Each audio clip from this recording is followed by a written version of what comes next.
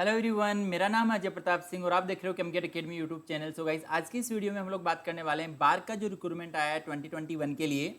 सो bark basically Bhama atomic research centre जो कि अपना रिक्रूटमेंट हर साल लेके आता है और इसका जो क्राइटेरिया रहता है स्टूडेंट शॉर्टलिस्ट करने का, वो दो क्राइटेरिया रहता है। एक आपका गेट के थ्रू रहता है और देन सेकंड क्राइटेरिया जो होता है ये अपना खुद का रिटर्न एग्जाम जो है वो कंडक्ट कराता है। तो यहाँ पर देखिए गाइस, जिन स्टूडेंट ने लास्ट 2021 गेट में बेसिकली अगर अच्छा स्कोर नहीं किया हो, लाइक 300 350 तक आप कंसिडर करके चल सकते हो कि आपको इजीली जो है वो कॉल आ जाएगा, है ना।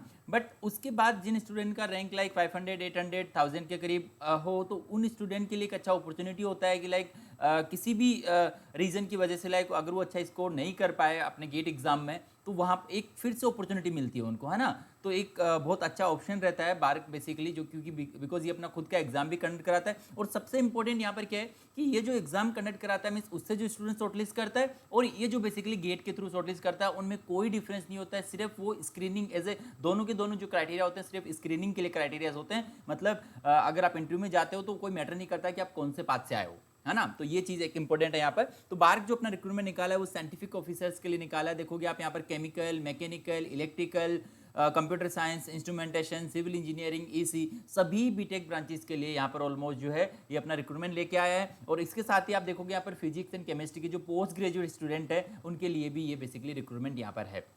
ठीक है, अगर हम यहाँ पर बात करें बेसिकली पे स्केल की, तो पे स्केल मतलब एग्जैक्ट बेसिक सैलरी जो होता है वो तो 56,000 से स्टार्ट होता है, लेकिन सारे जो अलाउंसेस होते हैं एचआरए और भी बहुत सारे अलाउंसेस जो रहते हैं बेसिकली डीए हो गया ना, वो सब कंसिडर करके अप्रोक्सीमेटली आप देखते हो कि 95,000 रुपीज़ मंथली आपका जो है सैलरी यहाँ पर होता है। ये सैलरी बेसिकली आप जब नोटिफिकेशन देखते हो बार्क का साइंटिफिक ऑफिसर पोस्ट के लिए, उसमें आपको देखने को मिल जाता है। ठीक है, तो आप देख सकते हो कि बार्क जो बेसिकली कंप्लीटली गवर्नमेंट मतलब डिपार्टमेंट है ना, ऐसा नहीं कि पीएसयू है, 100% डिपार्टमेंट ऑफ एटॉमिक एनर्जी के अंदर बेसिकली आता है बाहर। तो काफ़ी अच्छा अपॉर्चुनिटी गाइस, अगर आप देख सकते हो कि अगर आपका रिसर्च में इंटरेस्ट है ना, किसी भी स्टूडेंट का रिसर्च में इंटरेस्ट है, देन आपको बेसिकली बार्क में जाना ही जाना चाहिए, है ना। तो देखिए रिक्रूटमेंट जो है ये 21 का गेट के थ्रू भी है, means with GATE and without GATE, दोनों हम इसे बेसिकली बोल सकते हैं। तो देखिए इसके बारे में हम लोग यहाँ पर डिटेल में बात करते हैं। सो इनवाइट किया यहाँ पर बार्क ने engineering graduate and science post graduate student को। तो जो भी मैंने ब्रांचेस बताई थी बेसिकली वो इंजीनियरिंग ग्रेजुएट्स के लिए थी वो branches, and science post graduate में आपका फिजिक्स केमिस्ट्री में जिसने पोस्ट ग्रेजुएट किया है वो बेसिकली आते हैं। तो देख सकते हो यहाँ पर इन्होंने क्लियरली लिखा है who would release challenge in frontier areas of the science and technology, है ना। जिसका भी साइंस एंड टेक्नोलॉजी में इंटरेस्ट है, जो भी एलिजिबल है पर्टिकुलरली इनकी ब्रांच के लिए, तो उसको बेसिकली यहाँ पर अप्लाई करना चाहिए और इसकी प्रिपरेशन करनी चाहिए, बिकॉज काफ़ी आपको टाइम भी मिलता है। अभी एग्जाम है, उसके बाद इंटरव्यू के लिए, बिकॉज टोटली जो सिलेक्शन होता है बार्क में गाइस, देखिए वो चीज़ ध्यान रखिए आप कि टोटली वो आपका इंटरव्यू कैसा जाता है उस पर डिपेंड करता है। कोई मैटर नहीं करता है आपने रिटर्न एग्जाम में 300 में से 300 स्कोर किए या फिर आपने लाइक 1 डिजिट 2 डिजिट रैंक आपने बेसिकली गेट में लेके आया हो, कोई मैटर नहीं करता है। वहाँ पर आप इंटरव्यू में कैसा परफॉर्मेंस करते हो वो ही मैटर करता है अल्टीमेटली। वो चीज़ के लिए आप देखोगे नोटिफिकेशन में भी मेंशन कर रखी है ना। सो सेकंड देख सकते हो, would like to part of an expanding programme of nuclear reactor accelerator and fuel cycle technology, है ना। तो ये सब में जिसका भी इंटरेस्ट है उसके लिए बहुत बेटर ऑप्शन है बार्क का यहाँ पर। और देन इसके बाद देख सकते हो कि जो भी यहाँ पर इनोवेटिव रिसर्च, मतलब रिसर्च में आप इंटरेस्ट रखते हो इंजीनियरिंग, फिजिक्स, केमिस्ट्री, बायोसाइंस और जियोलॉजी में, तो उन स्टूडेंट के लिए बहुत अच्छा ऑप्शन होता है। बिकॉज देखिए जो बार्क अपना रिक्रूटमेंट करता है, देखिए उसमें ये दो पोस्ट के लिए रिक्रूटमेंट करता है, एक OCES है और एक DGFS है। सो OCES बेसिकली होता है orientation course for engineering graduate and science post graduate. मतलब कि इसमें क्या होता है, आप जब सेलेक्ट होते हो बार्क में फाइनली, तो आपको 1 साल का ट्रेनिंग दिया जाता है। सो 1 साल का आपको ट्रेनिंग दिया जाता है जिसमें आपका पोस्ट रहता है TSO, ट्रेनी साइंटिफिक ऑफिसर। उसके बाद आपको बेसिकली जो ये साइंटिफिक ऑफिसर का पोस्ट है, group M A post of the government of India, ये आपको मिल जाता है बेसिकली। देन इसके बाद जो DGFS 2021 जो बेसिकली इनका प्रोग्राम है, उसमें बेसिकली क्या होता है, ये सिंपली फेलोशिप प्रोग्राम है, DAE है ना, department of atomic energy graduate fellowship scheme for the engineering graduate and physics post graduate. तो इसमें बेसिकली क्या होता है, आपको ये पोस्ट ग्रेजुएट करवाता, मतलब कि आपका जो एमटेक होता है वो बेसिकली करवाता है। उसके लिए आप देखोगे अगर इनका नोटिफिकेशन, तो उसमें आपको पर्टिकुलर कॉलेजेस मिल जाती है कि कहाँ कहाँ से। अगर मैं बोलूँ तो मेन तो IITs हो गया, उसके बाद सेलेक्टिव NITs होती है ना। तो वो सब जगह से आप बेसिकली अपना जो है पोस्ट ग्रेजुएशन जो है वो कर सकते हो। तो ये बहुत अच्छा रहता है। ये एक्चुअली डिपेंड करता है या तो स्टूडेंट की चॉइस पे डिपेंड करता है, और सेकंड चीज इसमें कि आपका इंटरव्यू बेसिकली कैसा जा रहा है ना। अगर आपका इंटरव्यू में बहुत ज्यादा टेक्निकली क्वेश्चन पूछे जा रहे हैं, बहुत लेंथी हो रहा है आपका interview, generally like 45 to 1.5 hour का इंटरव्यू वेरी करता है, तो लाइक 1 घंटे से ऊपर आपका इंटरव्यू हो रहा है, तो हम बोल सकते हैं कि हाँ वो आपको मतलब कि रिसर्च करवाने में बेसिकली इंटरेस्ट रख रहे हैं, ये चीज़ हम लोग बोल सकते हैं। तो इसके एक्चुअली 2 प्रोग्राम रहते हैं, मतलब आप डायरेक्टली देखिए मतलब कि ट्रेनिंग साइंटिफिक ऑफिसर बन सकते हैं 1 साल के लिए जो इनका कोर्स होता है, उसके बाद यहाँ पर सेकंड प्रोग्राम जो है वो यहाँ पर फेलोशिप। और इसमें देखिए आप ये जब आप IITs NITs से जब बेसिकली पोस्ट ग्रेजुएट करते हो, तो देखिए यहाँ पर आपको स्टाइफंड जो है वो आपको बार्क स्टाइफंड प्रोवाइड करता है, ऑलमोस्ट 50,000 रुपीज आपको बार्क स्टाइफंड प्रोवाइड करता है, और उसके अलावा आपको one time book and allowance भी बेसिकली मिलता है। तो जो स्टूडेंट देखिए आपके साथ वाले बेसिकली एमटेक कर रहे होंगे, वहां पर आपके दोस्त लोग बेसिकली आप उनको देखोगे कि उनको तो MHRD जो सिंपल जो स्कॉलरशिप देता है वो उनको देगा, स्टाइफंड जिसे हम लोग बोलते हैं, तो आपका 12,000 समथिंग रहता है ना। तो यहाँ पर आपके पास बहुत अच्छा अपॉर्चुनिटी है, देखिए कि इतना आपको स्टाइपेंड मिलता है, और वहाँ पर देखिए आपको बेसिकली फिर अच्छा सेंटर भी मिलता है अगर आप फेलोशिप मतलब कि ये पोस्ट ग्रेजुएशन करते हो बेसिकली, बिकॉज आप उन्हीं के प्रोजेक्ट पे रिसर्च वगैरह काम करते हो। तो उसके बाद आपका जो पोस्टिंग है वो भी आप देखोगे। अगर मैं एज ए केमिकल इंजीनियर्स की बात करूँ तो इनका एक तो बॉम्बे में सेंटर, एक कलपक्कम में है, एक उसके बाद हैदराबाद में, तो मेन सेंटर में आपको रखते हैं, बिकॉज इसमें ऐसा रहता है कि जो DAE की जो यूनिट्स होती है ना, लाइक हेवी वाटर बोर्ड्स हो गया और भी काफ़ी इनकी यूनिट्स होती है, उसमें आपको मतलब बेसिकली पोस्टिंग नहीं देते हैं, आपको सेंटर मतलब अपना खुद बार्क जो है बामा एटॉमिक रिसर्च सेंटर, उसमें ही आपको बेसिकली रखते हैं। तो उसके बाद इवन आगे फिर आप पोस्ट ग्रेजुएट भी मतलब कि उसके बाद PhD वगैरह भी आप कर सकते हो। तो ये बहुत सारे ऑप्शंस होते हैं, ठीक है। तो ये हो गया ब्रीफ यहाँ पर इंट्रोडक्शन। नाउ फिर से हम लोग देखिए डिटेल में बात करते हैं। सो जो पहला प्रोग्राम है 1 year orientation course for engineering graduate and the science post graduate for the year 21-22, जिसे हम लोग शॉर्ट फॉर्म में OCES बेसिकली बोलते हैं, OCES 2021। तो सिंपली आप देख सकते हो कि इसमें जब आप सिलेक्ट हो जाते हो फाइनली बार्क में, तो यहाँ पर आपको ट्रेनी साइंटिफिक ऑफिसर TSO का पोस्ट मिलता है। ओके, उसमें देखिए आपको मिनिमम मतलब कि 50% अगर आप स्कोर करते हो तो उसके बाद पर्टिकुलरली आपको एक डिप्लोमा का सर्टिफिकेट भी दिया जाता है बेसिकली, है ना। Who score a minimum 50% aggregate marks on completion of the training programme is declared to have a completed for the course. तो आपको 50% मिनिमम उनका क्राइटेरिया वो आपको स्कोर करना होता है, मतलब जो इनका मतलब वीकली बेसिस टेस्ट होते हैं, कंप्लीट जो आपका ट्रेनिंग में जितने भी टेस्ट वगैरह सब होते हैं, आपका एग्रीगेट जो उसमें 50% अबव आपको स्कोर करना है। बिकॉज इस बेसिस पे होता है क्या है कि इसमें डिसाइड होता है आपके TSO पीरियड में डिसाइड होता है कि आपके कितने अलाउंसेस मतलब लगने वाले हैं, है ना, इंक्रीमेंट जिसे हम लोग बोलते हैं।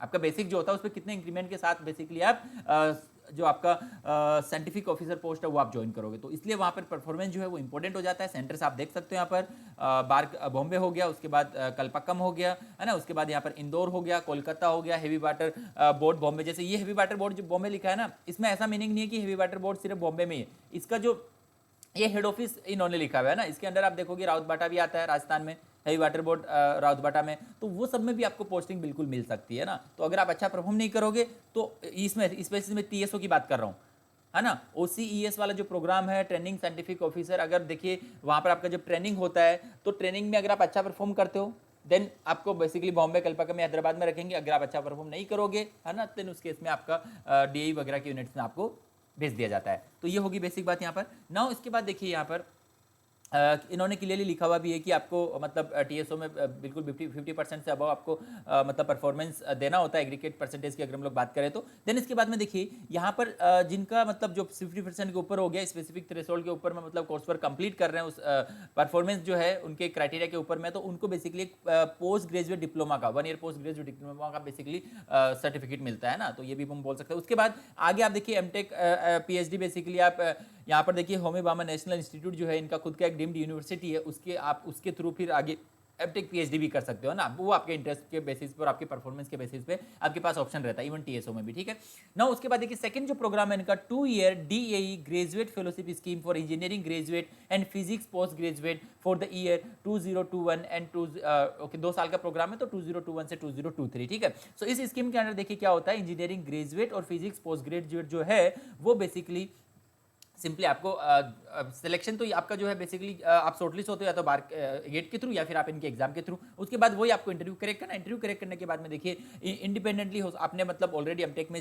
एडमिशन सिक्योर किया हो, जो भी इनकी लिस्ट में पर्टिकुलरली MTech है, NITs है ना, रिस्पेक्टिव जो सिलेक्टिव कॉलेजेस है उसमें अगर आपने शॉर्टलिस्ट किया देन उस केसेस में आपका मतलब जो है हम सिंपली बोल सकते हैं आप वहाँ से बेसिकली अपना पोस्ट ग्रेजुएशन कर सकते हो। देखिए इसमें आपको क्या मिलता है कि ट्यूशन फी बोलते हैं बेसिकली, उसके बाद लेकिन आपका जो भी खर्चा बेसिकली रहता है पोस्ट ग्रेजुएशन में, वो बेसिकली सारा का सारा बियर कौन करता है, बार्क बेसिकली बियर करता है। ठीक है, नाउ सिंपली आप समझ सकते हैं इसमें after completion of the 1 year course work at the institute fellowship undertake the project work, मतलब सिंपली आप जो भी कॉलेज आपको मिलता है उसमें 1 ईयर का तो आपका कोर्स वर्क रहता है, वो तो कॉमन रहता है। आप इधर आप बार के थ्रू आए हो, है ना, या आप फेलोशिप कैंडिडेट, या फिर आप सिंपल आपने गेट के थ्रू एडमिशन लिया है रिस्पेक्टिव आईआईटीज एनआईटीज में, तो वहां पर आपका कोर्स वर्क सेम रहता है। लेकिन उसके बाद जब आपको प्रोजेक्ट मिलता है सेकंड ईयर में, तो आपका जो प्रोजेक्ट होता है देखिए वो टोटली आपका जो है वो प्रोजेक्ट बार्क के थ्रू रहता है ना। उसमें सुपरविजन जो रहता है सिंपली बार्क का रहता है और आईआईटी का रहता है। सिंपली आईआईटी का उसमें इन्वॉल्वमेंट नहीं रहता है, उसमें बार्क का भी इन्वॉल्वमेंट रहता है कंप्लीटली। ठीक है, उन्हीं के प्रोजेक्ट पे आप बेसिकली काम करते हो।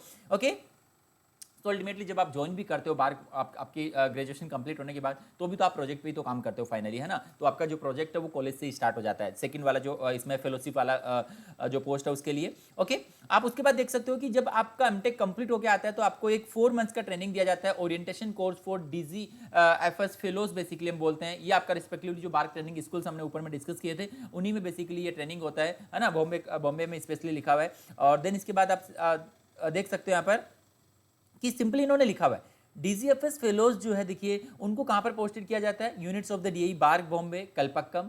मतलब ये बेसिकली जो फेलोशिप करके आता है, मतलब कि जो पोस्ट ग्रेजुएट करके आता है इनके प्रोग्राम के तहत, उनको बेसिकली ये सिर्फ बार्क बॉम्बे में रखते हैं या फिर कलपक्का में रखते हैं। इसमें भी स्टार लिखा हुआ है, मतलब और भी डिफरेंट लोकेशंस में आपको भेज सकते हैं, लेकिन मोस्टली अपने पास ही रखते हैं, मतलब ये हम चीज़ बोल सकते हैं। ठीक है, नाउ इसके बाद देखिए भी ये बेसिक चीज़ है यहाँ पर कि आपका बॉन्ड वगैरह बेसिकली रहता है यहाँ पर 6,78,000 का बेसिकली बॉन्ड रहता है OCS TSO के लिए, जो आपका orientation course for engineering graduate and science post graduate वाला जो पोस्ट है TSO वाला, ट्रेनिंग साइंटिफिक ऑफिसर वाला, इसमें आपका ये बेसिकली रहता है बॉन्ड। देखिए देन इसके बाद लेकिन जो DGFS फेलोज वाला है उसमें 13,58,000 का बॉन्ड रहता है, बिकॉज वहाँ पर आपके ऊपर काफ़ी मतलब मनी ये खर्च करता है आपकी ग्रेजुएशन के लिए ना, तो वहाँ पर इनका देख सकते हो आप बॉन्ड भी 13,58,000 का है ना।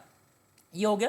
और उसके बाद देखिए थोड़ा बहुत वेरी भी कर सकता है, ये जो बॉन्ड होता है डिपेंड करेगा कि आपका एडमिशन कौन सी कॉलेज में, उसकी ट्यूशन फीस वगैरह के अकॉर्डिंग ये वेरी कर सकता है। नाउ ड्यूरिंग ट्रेनिंग देखिए stipend and allowances OCS TSO and DSF fellows दोनों को सिंपली 55,000 पर मंथ का यहाँ पर स्टाइफंड मिलता है। मीन्स आप TSO की पे आप पोस्टेड हो या फिर आप अपना पोस्ट ग्रेजुएट कर रहे हो, दोनों केसेस में मतलब दोनों यहाँ पर जो इनके प्रोग्राम है उनके तहत आपको सिंपली 55,000 का आपको स्टाइफंड मिलता है। देन इसके बाद देखिए सेकंड थिंग आपको वन टाइम ट्रेनिंग मतलब one time book allowance basically मिलता है 18,000 का। उसके बाद देखिए second DGFS fellows are reimbursed for the tuition fees for the MTech and are additional paid at one time, है ना। कंटीजेंसी ग्रांट भी आपको मिलता है, ये एमटेक मतलब स्टडी के लिए 25,000 का आपको एडिशनली मिलता है यहाँ पर सिंपली।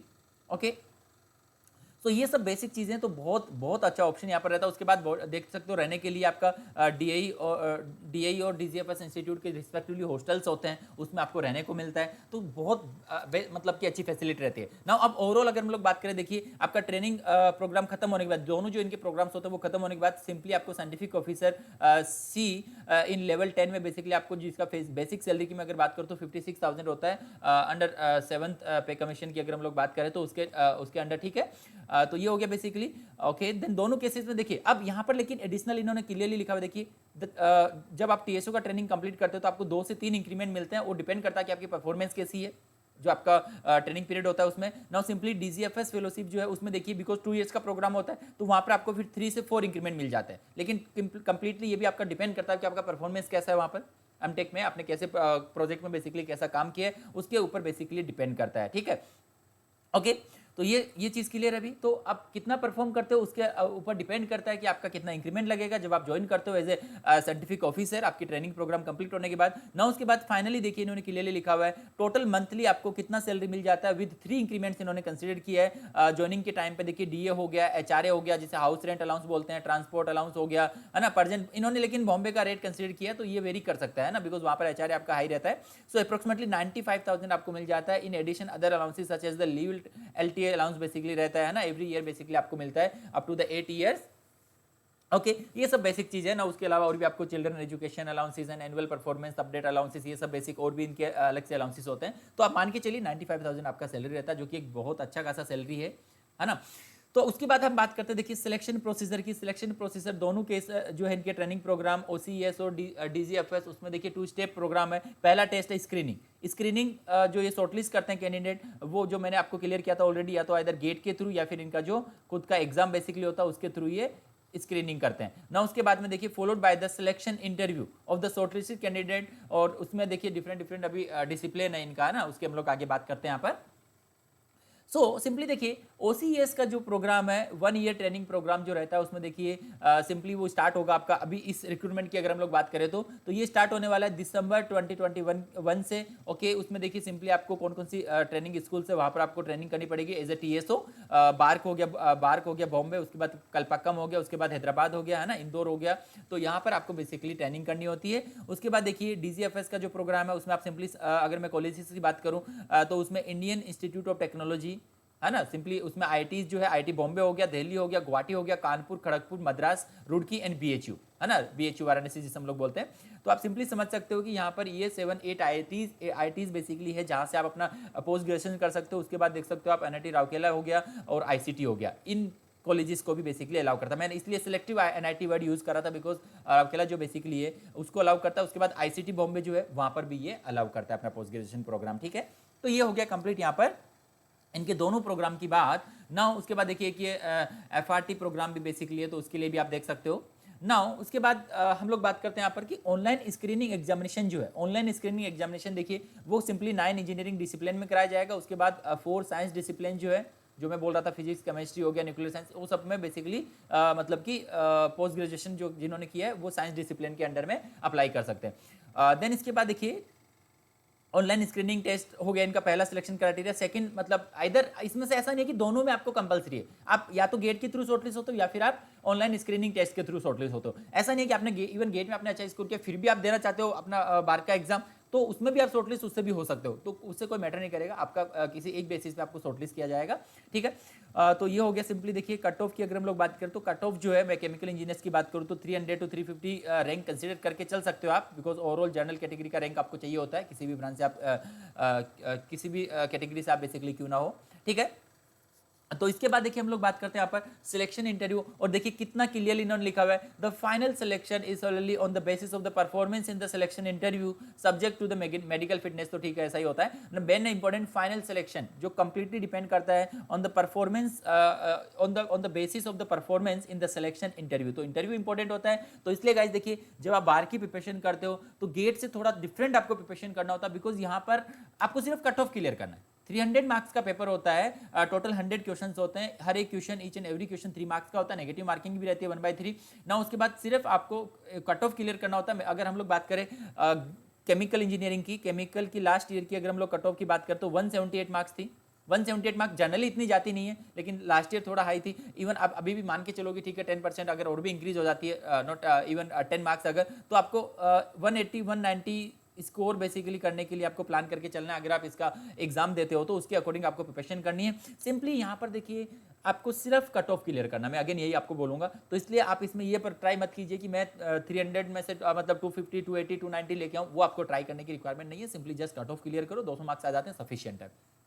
ओके सो गाइस देखिए इसके बाद हम लोग बात करते हैं एलिजिबिलिटी क्राइटेरिया। देखिए एलिजिबिलिटी क्राइटेरिया जो है, एक यहाँ पर इंजीनियरिंग डिसिप्लिन है और सेकंड यहाँ पर बेसिकली पोस्ट ग्रेजुएट वाला डिपार्टमेंट है जिसमें फिजिक्स केमिस्ट्री की हम बात करते हैं। तो जो इंजीनियरिंग डिसिप्लिन है देखिए उसमें आपके पास में बीटेक डिग्री होनी चाहिए, और परसेंटेज में आपको बता देता हूँ 60% एग्रीगेट आपका होना चाहिए, 60% एग्रीगेट होना चाहिए, ये इंपॉर्टेंट है। देखिए यहाँ पर किसी भी कैटेगरी के आप कैंडिडेट क्यों ना हो, 60% एग्रीगेट आपका बेसिकली परसेंटेज होना चाहिए यहाँ पर ना। उसके बाद देखिए गेट में देखिए गेट 2020 और गेट 2021 लास्ट ईयर भी ऐसा था कि 19 और 20 दोनों के स्टूडेंट अलाउ किए गए थे। यहाँ पर इस बार जो है वो भी 20 मतलब कि 20 में जिन्होंने एग्जाम दिया और 21 में जो एग्जाम दिया, दोनों कैंडिडेट जो है वो अप्लाई कर सकते हैं। लेकिन रिस्पेक्टिव जो इन्होंने ब्रांच बोला, केमिकल बोला तो केमिकल इंजीनियरिंग में ही आपका बीटेक होना चाहिए, इलेक्ट्रिक बोला तो इलेक्ट्रिकल इंजीनियरिंग में आपका बीटेक होना चाहिए। सिंपली देखिए इन्होंने क्लियरली मेंशन भी किया है, those having the qualification degree like aerospace, automobile, automotive, aeronautical engineering, industrial engineering, reliability, ceramics है ना, architecture, geology, mining, biomedical, electronics and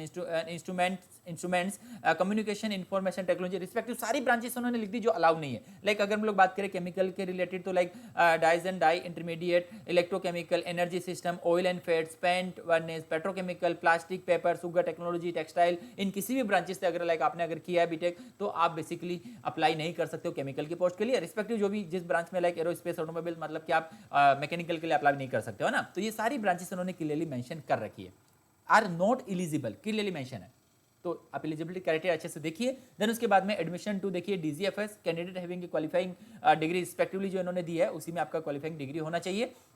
okay, now इसके बाद में देखिए इसमें एक्चुअली आपका देखिए लिस्ट आता है, अनाउंसमेंट किया जाता है कि ओसीएस के लिए कौन सा सिलेक्शन है और डीजीएफएस के लिए कौन सा सिलेक्शन है। वो सिंपली वो डिपेंड करता है बार्क पे है ना, फाइनल उनके सिलेक्शन मतलब कि उनका जो क्राइटेरिया होता है उस बेसिस पे वो फाइनल शॉर्टलिस्ट करते हैं कि आपको क्या करवाया जाएगा ना। उसके बाद देखिए एज लिमिट की अगर हम लोग बात करें तो 26 ईयर जनरल कैटेगरी के लिए एज लिमिट होता है। बाकी सारे जो एज रिलैक्सेशन होते हैं OBC, SC, ST, other categories के लिए वो simply age relaxation as per government rules है। जनरल कैटेगरी 26, ओबीसी में देखिए 3 ईयर रिलैक्सेशन 29, एससी एसटी के लिए 31 ईयर। ओके, देन उसके बाद और आप देख सकते हो यहाँ पर डिपेंडेंट ऑफ दोस्त, मतलब ये आप कश्मीर वालों के लिए हो गया। देन इसके बाद क्लियरली मेंशन कर रखा है मैक्सिमम आप देख सकते हो 31 ईयर्स तक है। और फिजिकल जो चैलेंज पर्सन है उनके लिए एज रिलैक्सेशन जो 10 ईयर्स का होता है, मतलब कि 36 ईयर तक बेसिकली रहता है। नाउ सिंपली इंडियन सिटीजन वाले स्टूडेंट जो है वही अप्लाई कर सकते हैं। नाउ उसके बाद देखिए ये इंपॉर्टेंट है, जो स्टूडेंट ऑलरेडी किसी गवर्नमेंट पीएसयू में जॉब कर रहे हो उनके लिए नो ऑब्जेक्शन सर्टिफिकेट एनओसी चाहिए होगा। अगर वो आप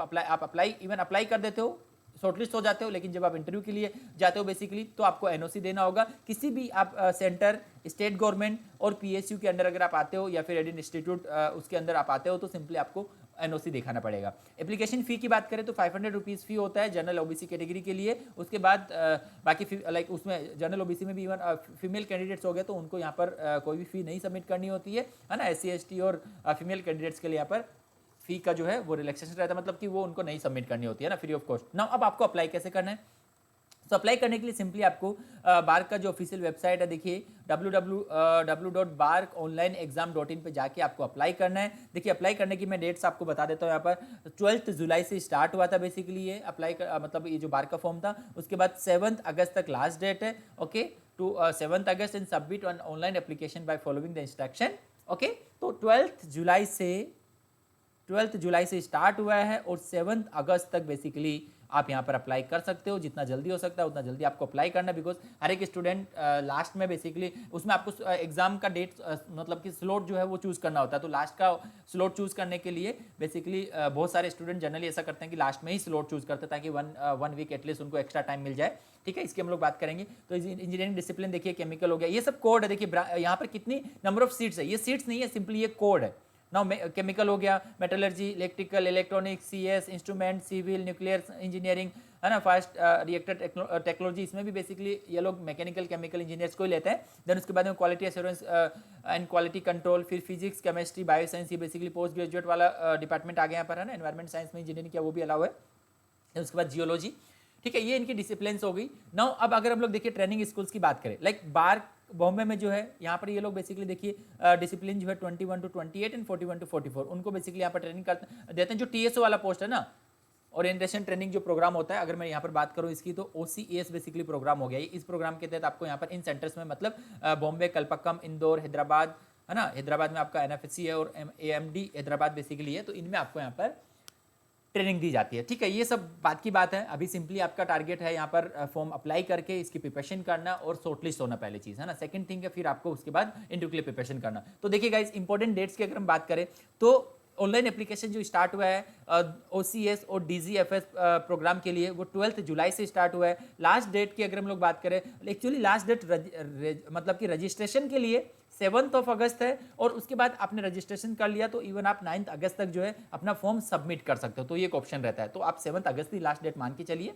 ओके, इतना वेट आपको नहीं करना है ना। उसके बाद में ऑनलाइन एग्जामिनेशन के लिए देखिए आपको स्लॉट बुक करना होता है। तो 20 अगस्त जो है 20 अगस्त से 25 अगस्त के बीच में आपको ये स्लॉट बुक करना होगा। ओके, और उसके बाद फाइनली देखिए यहाँ पर ऑनलाइन एग्जामिनेशन जो डेट है ये मतलब एग्जामिनेशन जो होगा ये आपको अल्टीमेटली अभी आप अप्लाई कर दोगे, उसके बाद ये जो रेस्पेक्टिव डेट है 20 अगस्त से 25 अगस्त के बीच में आपको मतलब फिर से लॉगिन करके आपको स्लॉट चूज करना होता है। तो स्लॉट जो देखिए 5 सितंबर से 12 सितंबर देख सकते हो। 5 सितंबर से 12 सितंबर मीन्स अगर आप लास्ट में डेट चूज करते हो तो आपको एटलीस्ट 1 वीक एक्स्ट्रा टाइम मिलता है। चलता है। ओके, नाउ उसके बाद देखिए सिंपली यहाँ पर लिस्ट बेसिकली जो शॉर्ट लिस्ट स्टूडेंट इंटरव्यूज के लिए उनका जो लिस्ट है वो 21 सितंबर को ये लोग मतलब कि डिस्प्ले करेंगे ना। उसके बाद में फाइनली देखिए कौन कौन से स्टूडेंट क्वालिफाई हुए हैं वो आपका 24 अवेलेबिलिटी मतलब कि आपका पोर्टल पे अवेलेबिलिटी बेसिकली मिलेगी आपको, है ना।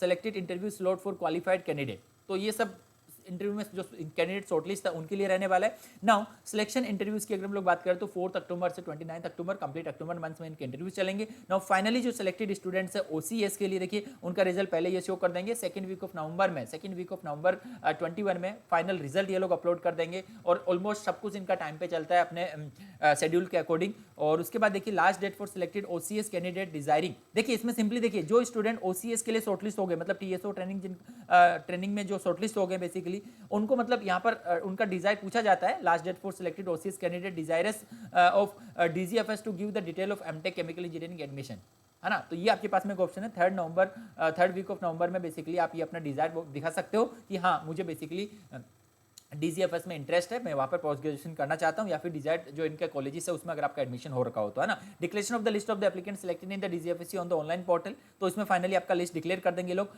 3rd वीक में, आप नवंबर को आपको मांगेंगे लास्ट वीक में, और फोर्थ वीक मतलब लास्ट में हम बोल सकते हैं कि फाइनल ये लोग इसका भी रिजल्ट दे देंगे डीजीएफएस 2021 का भी। ओके गाइज, तो ये था यहाँ पर कंप्लीट यहाँ पर बार केस रिक्रूटमेंट के बारे में बात। सो काफ़ी अच्छा ऑप्शन गाइज रहता है अगर आप इंटरेस्ट रखते हो रिसर्च फील्ड में, तो गाइज आपको बार के लिए जाना चाहिए, बहुत अच्छा ऑप्शन है। लेकिन जस्ट आप ये इसके लिए चले जाओ कि इतना सारा सैलरी मिलता है, देन आपके लिए वो एक सही जगह नहीं है ना। बिकॉज आपका इंटरेस्ट होना चाहिए, आपको वहाँ पर स्टडी करना पड़ेगा, आपको वहाँ पर पोस्ट ग्रेजुएट करना पड़ेगा। अगर आपका इंटरेस्ट है तो वहाँ पर आप फिर पीएचडी भी कर सकते हो, बहुत सारे ऑप्शंस होते हैं। हर बार आपको कहीं ना कहीं किसी प्रोजेक्ट पे काम करना पड़ेगा। तो बार में मैं आपको यही सजेस्ट करूँगा सिंपली कि अगर आप इंटरेस्ट रखते हो रिसर्च फील्ड में देन आपको बेसिकली बार के लिए जाना चाहिए। ओके गाइस, और एक और चीज़ मैं आपको बता दूं कि बार देखिए रिटर्न एग्जाम जो है ना, ठीक है, गेट तो जिन्होंने दे लिया उसमें तो अब कुछ नहीं कर सकते हो आप। गेट 2020 और गेट 21 बेसिकली जो है उसका ऑलमोस्ट आप कंसिडर कर सकते हो कि 300 रैंक तक आप शॉर्टलिस्ट हो जाओगे। लेकिन जिन भी स्टूडेंट का रैंक इसके पास में या फिर इससे ज़्यादा है उनको मैं सिंपली सजेस्ट करूंगा कि वो रिटर्न एग्जाम जो है इनका वो उसमें अटेंड करे, रिटर्न एग्जाम को उसकी प्रिपरेशन करे सिंपली। और रिटर्न एग्जाम देखिए कोई इतना टफ एग्जाम नहीं होता है, सिंपली कोई टफ एग्जाम नहीं होता है, सिंपल बस आपको देखना होता है, आपको सिलेक्टिव काम उस पर करना होता है। बिकॉज 100 बेसिकली क्वेश्चंस आते हैं और 2 आवर्स आपके पास में टाइम रहता है। 300 मार्क्स का होता है, मतलब हर एक क्वेश्चन जो है वो 3 मार्क्स का होता है, हर एक क्वेश्चन 3 मार्क्स का होता है। ओके, तो वहां पर अब आपको क्या करना होता है कि जो एग्जाम जब आप अटेंड करते हो तो उसमें आपको सिलेक्टिव क्वेश्चन सोल्व करने होते हैं। बिकॉज वहां पर एक सिंपल सा क्वेश्चन है वो भी आपको 1 मार्क्स देगा, एक लेंथी सा क्वेश्चन दे दिया जैसा गेट में 2 मार्क्स का पूछा या उससे भी बेटर क्वेश्चन दे दिया, तो वो बेसिकली आप क्या करोगे, उसमें बहुत सारा लेंथी क्वेश्चन है, उसको रीड करोगे, टाइम वेस्ट होगा, सोल्व करोगे, तो उसके प्लेस में आप 4 to 5 क्वेश्चन अलग से सोल्व कर सकते हो। उस ड्यूरेशन में छोटे छोटे क्वेश्चन होते हैं, बहुत ईजी क्वेश्चन भी पूछे जाते हैं ना सिंपली। तो अगर आप अच्छे से बस आप अपने टेक्निकल सेक्शन में काम करके जाते हो, जैसे आप गेट की प्रिपरेशन करते हो, तो इजीली गेट में आपका मतलब बार के लिए आप शॉर्टलिस्ट हो सकते हो। इधर बस आपको काम करना है कि आपको कोई भी चीजें ईगो पे नहीं लेनी है। ऐसा है कि मुझे तो सीआरई बहुत अच्छे से आती है तो सीआरई के सारे क्वेश्चन में सोल्व करूंगा, ऐसा ईगो नहीं रखना है वहां पर एग्जाम में, ठीक है। इसके बारे में हम लोग एक सेपरेटली वीडियो में अपलोड करूंगा बेसिकली बार प्रिपरेशन के बारे में, तो उसको एक बार आप देख सकते हो। अभी सिंपली आप अपने गेट पे आपको फोकस करना है। Okay guys, so thank you for watching this video.